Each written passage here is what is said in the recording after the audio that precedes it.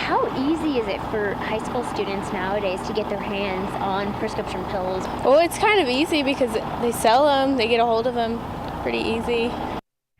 If you were to open up your medicine cabinet right now, chances are you would find either prescription pills or over-the-counter drugs inside. Now, ask yourself, what are the odds that your children know exactly where you have those medications stashed? CBS 7's Deanne Lopez sat down with a medical professional today in Midland who wants parents to know about a trend that has been going on for several years, and it's happening right here in the Permian Basin. Deanne joins us now. Deanne? Jay and Tatum, the concept is to bring as many prescription pills as you possibly can to a party.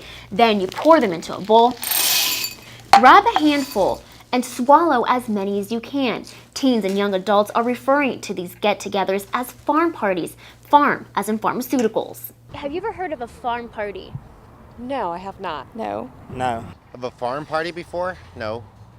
I would just think of a bunch of animals.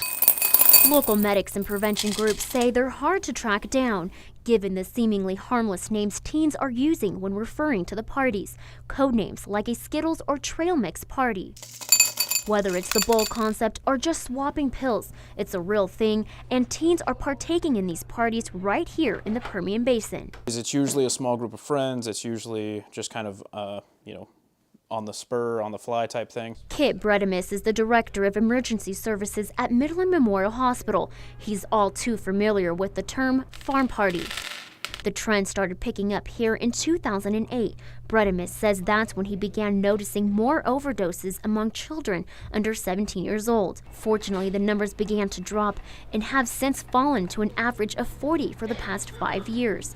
Last year, they saw a total of 41. Typically, the most common overdose we see is usually the opiate narcotics, usually leftover medications, and in children, in the teenager population, we typically see that either being the parents, that they've outdone their prescription, they don't need them anymore, they just had them laying around. Bredimus recalls one particular teen who was rushed to the hospital for overdosing at one of these parties. It made it extremely difficult to identify what exactly had been ingested, simply for the fact that they had just placed a bunch of different pills into a bowl to see what the effect would be.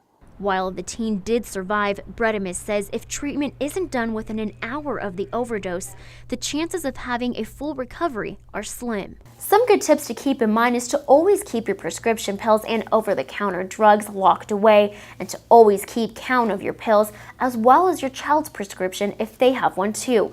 And remember that if you have any prescription pills lying around that you don't use, get rid of them. There's plenty of drop-off locations in Midland and Odessa, and you can find out those locations on our website at cbs7.com.